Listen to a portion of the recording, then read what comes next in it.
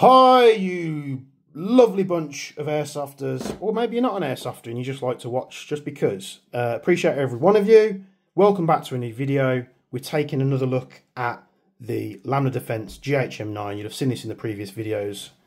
Really quite impressed with this. But you know, you're going to have to make it your own. You're going to be putting different front ends or stocks or whatever you want. It'll be interesting to see, you know, how this performs in a game. I do want to put a longer inner barrel in it and then reduce the power on the valve to see if we can make this gun more efficient, because it is a bit of a gas guzzler, which I think is the main thing that goes against it.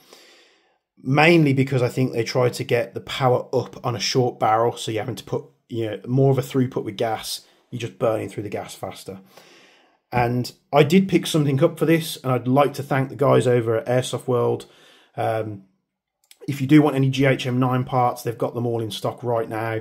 If you do head over there and we've sent you in their direction, just let them know, because it's nice to say, you know, such and such sent me here to get some bits after I watch this video. It does help the channel more than you know, and it gets companies in a better mood to, you know, sort of send us stuff for this. Not that that's what I'm going for. I mean, that might sound really wrong, but it would just be nice to let these companies know that we're praising them, because I've always had great service from Airsoft World. I've been shopping at Airsoft World, and this isn't an ad. I bought everything that you see about to see in this video. I bought with my own money. I didn't ask for anything like that. I've been a customer buying off and on from Airsoft World ever since I first started my journey, you know, probably pushing 15 years ago now. I've always sporadically bought off them, and I've always received excellent service. And it just so happens that, you know, with Lambda sending stuff over, the Airsoft World is the UK distributor, I believe. So, you know, if you want bits, go there. They've got them all in stock. And they seem to be very clued up on the GHM9 series. I did have a very interesting phone call with them, and they were very helpful. So I did buy this. I didn't request it or ask for it, even though I did cheekily ask for Lambda to send me one, but I was just joking. It's a part I haven't seen yet. It's a part that I'm pretty sure has been out for a while, since the old GHM9 Gen 1s came out. But this is the metal CNC receiver. That looks really nice for the GHM9. I have no idea how this goes together. You see the little logo of the grasshopper mouse there. If you don't know what that is, the grasshopper mouse eats scorpions. It was B&T's jab at CZ for their Scorpion Evo. That's who they were going after. So let's get this thing broken down and let's have a blast with the GHM9, because I'm eager to see if this makes any difference to the rigidity of the platform at all. So first we're going to tap the rear pin out. We're going to remove the stock. We're going to remove the spring guides and the springs. Then what I'm going to do, I'm trying to do this and hold it at the same time. I'm going to tap the rear pin out. I'm going to tap the front pin out. I've pulled that one out a little bit too far. Being overzealous. We'll pop that little springy pin back in there that holds this, and pop the pin back in, so we've removed the lower there. And what do we need to do next? We can extract the bolt by pulling the charging handle to the rear, pulling that out, and then the bolt will slide out. You'll see I've nicely lubed this up with the wand grease. And let's get to it. So I did buy a new set of tools because I'm working on these guns a lot. I always use some of the nice tools, some are cheap tools, especially these things. I think I bought them off Amazon. They're nice enough, but they are cheap. And it did annoy me that I don't always have the specific size that I need, so I bought this off Brownells. And this is a, you know, a gunsmith company called Wheeler, I believe. And they've got, you know, all the metric, all the imperial Allen key sizes, and they've got Torx as well. So I picked this up to give it a go, and hopefully we can work on stuff with better quality tools. So we're going to need a 2 in a minute. I think it's a 2.5 for these ones. So we'll get a 2, a 2.5, and we'll grab a 3. So I'm just going to be testing these tools, see how I get on with them, and then I'll let you guys know if I recommend them. So we can loosen the top and the bottom countersunk screw on the GHM9, and then before we take the handguard off, I'm going to extract the suppressor. So we use a 2.5 Allen key. We've got one on the top, which is usually the longer one, and we've got one on the bottom. I have no idea how this thing comes apart. So that's a shorter one, then we go to a 2. And these tools feel really good. Now I'm just loosening off those grub screws. I should have took the handguard off first really, but just loosening off these grub screws because we're going to have to extract the barrel, and that might be a pain because I did hammer it. Oh no, it's coming out fairly, I say fairly easy. I always talk too soon, don't I? Let's get a flathead, see if we can lever this up. Just try and get the barrel off. It is annoying that it's so tight, but with just a little bit of pressure, there we go. We can extract the barrel there. It's already marred up, probably from when I was tapping it in place, or it could be where I've just tightened it up. It's very difficult to tell when the grub screws are out the way enough. So that done to there, I know we've got 4 bolts. We've got 2.5. 4 bolts on this block. We'll see if these are all the same size. That's a short one,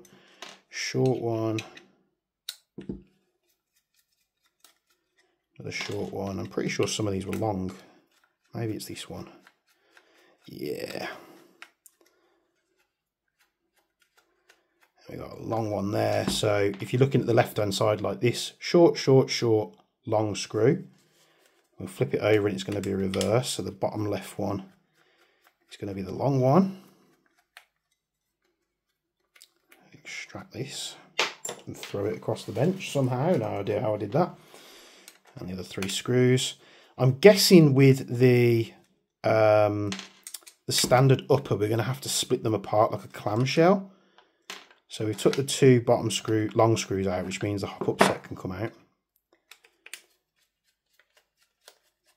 Pull this out as well, and then that actually comes out the bottom, so we don't have to actually split this. I was concerned we were going to have to take all the pins out and split it apart, but as long as you take everything out, that block comes out as it needs to, so that's good. I'm not sure if that was the case on the Gen 1, I can't quite remember. I know I had a problem trying to get it out, but this I imagine just slides straight in to the receiver like that, which is nice. There's a lot more weight to this. And we've got 3 short screws. So the 3 short screws. In fact, we did get some screws. So let's not use the screws that came out the plastic one, just in case they're different. So we do get some screws here. Get some tiny ones. Oh, beauty. Lambda, I love you. Is this a Lambda kit? I'm pretty sure it is. They've gone to Torx. They're not, beautifully on centre Torxes, but I can always switch them out if need be. Oh, God, I love Torxes over this. What is it? Is it a T20? It's a bloody T20 as well.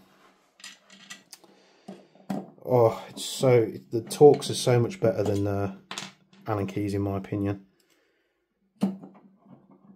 However, these are very low quality Torx screws.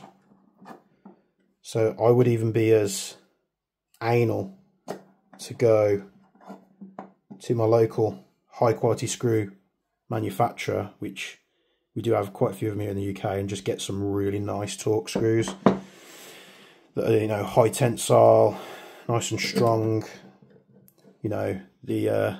The Torx cutouts aren't off centre. I mean, that one's pretty on centre, but that first one was quite bad.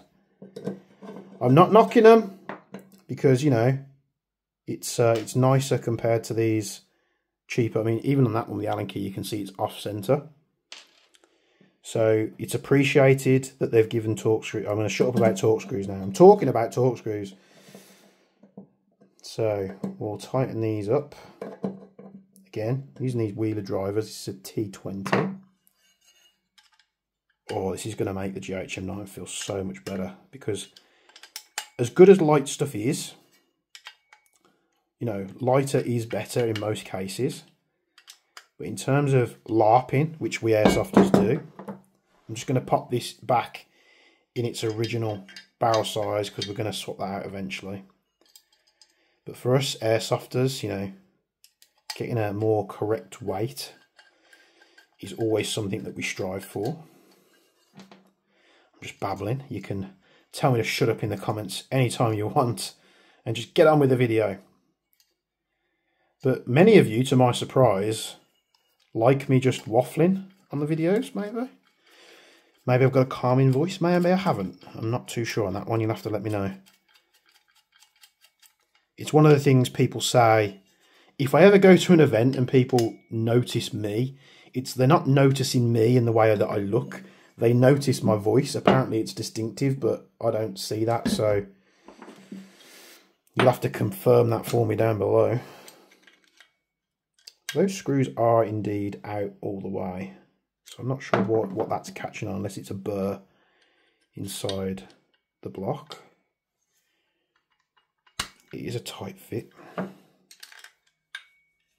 Now, if you're securing your barrel in like this for good, I highly recommend putting some, you know, low strength Loctite on them, because they do back out. I've noticed it on both GHM9s, these screws back out, and don't over tighten them as well, because I reckon you'd destroy. It would be nice with this kit, because I think this was like 80 quid. It's not cheap, but it would be nice if we could get like a CNC, what would even this part be called? Like the barrel base. It'd be nice to get that CNC'd as well. Right, there we have it. We've fitted that. We do get something else in the box, which is just a little part that sits here. I imagine that's the to help the rounds extract on the real one. That's a Torx as well. What Torx is that? T9, no. Sorry, T7, no. T10? T10. Torx on those as well.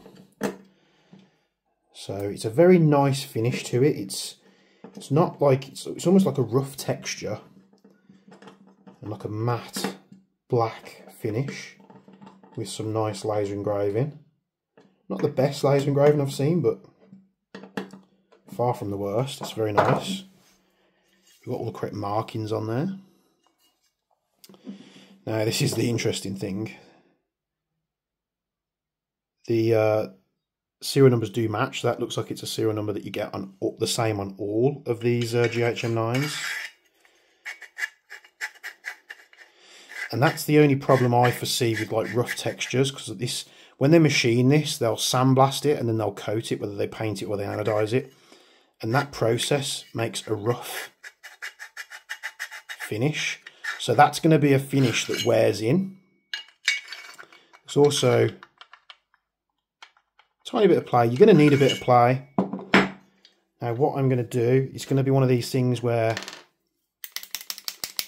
I would grease these rails up nice to get that worked in, and then you're going to have a bit of maintenance on this for the first, you know, few hundred to 1,000 rounds maybe, where you're going to have to strip and clean this, because it's going to create grime with the, you know, the bolt riding up and down this rough rail.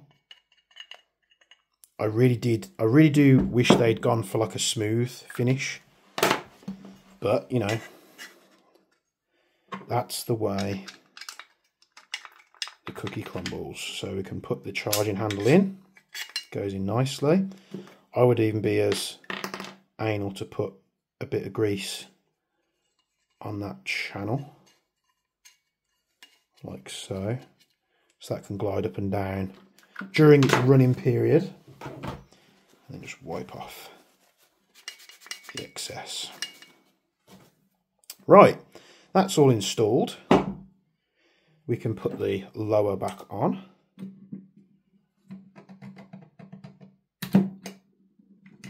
Bloody pop that pin out again.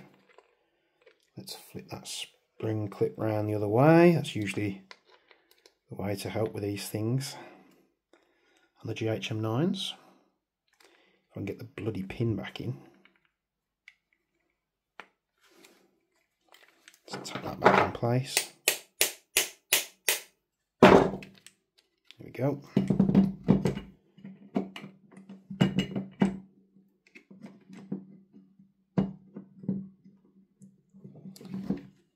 Sometimes these pins can be a bit of a pain.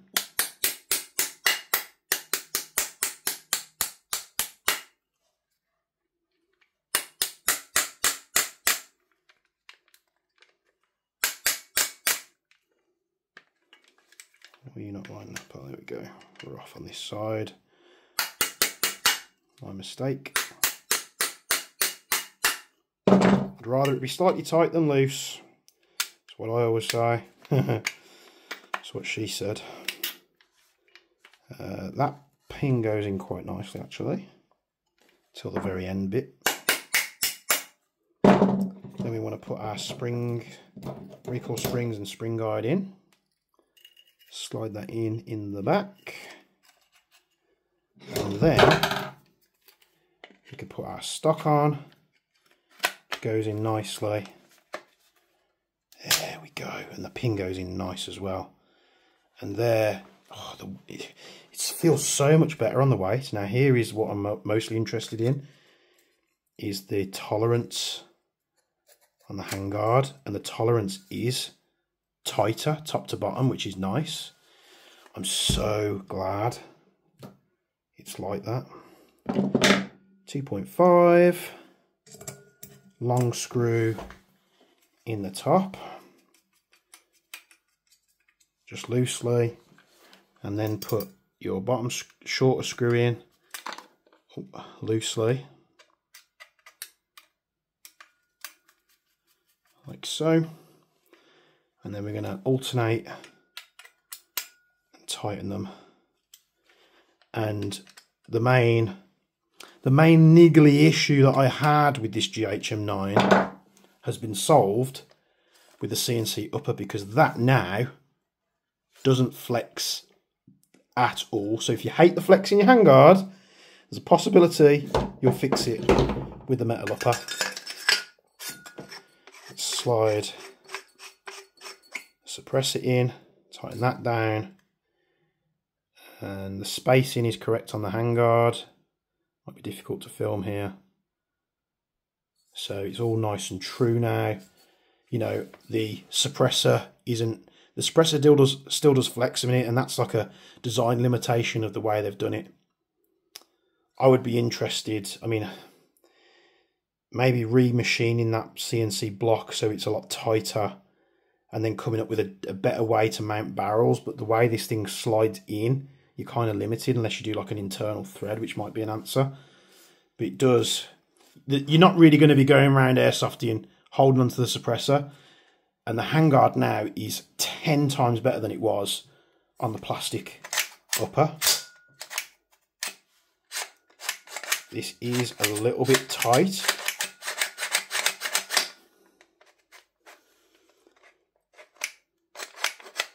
I'm not sure where I can feel it catching.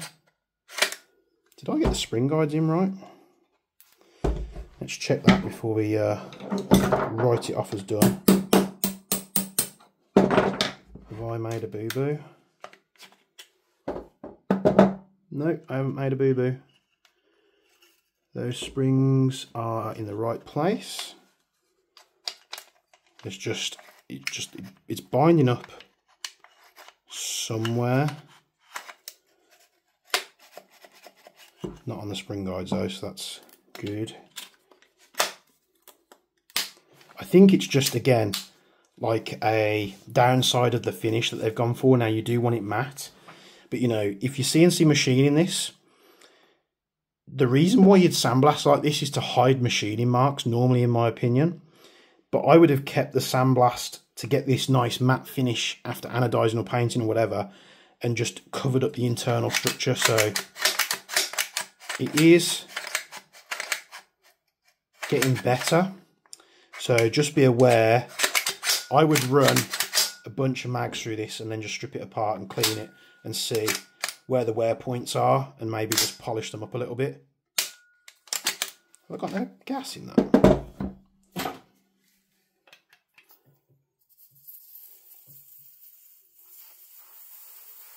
Get some gas in the mag.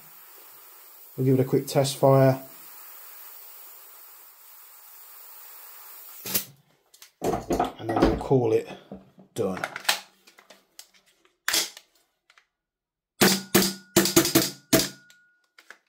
Yeah, mag doesn't seem like it takes all that much gas. Got some Cody Grey ones here. Can we get a bit of dry fire out of one of these? Empty. Oh, let's end on a high, not a low. God damn it. Yay! It's got a very unique sound with that suppressor being empty. But yeah, there it is. The GHM9 from Lambda Defense Gen 2, now with a CNC upper. I 100% say that it is worth it, even if it's a little bit scratchy, you know, we can run it in. But just to get rid of that handguard wobble, that is worth every penny. I bought this with my own money. I'm 100% honest with you guys. They made a mistake on the finish. The inside is rough, so it's going to need working in. But it's got rid of the handguard wobble, and I am happy. Thanks very much for tuning in. Anything I've missed or you need any more information, ask down below. Like, comment, subscribe, all that good stuff. Stick around if you've seen something that you like. If not, feel free to dislike. You know, it's a free world there. Check out the links in the description below if you'd be so kind. And as always, I appreciate every single one of you out there. From me and Bench, we'll see you in the next video.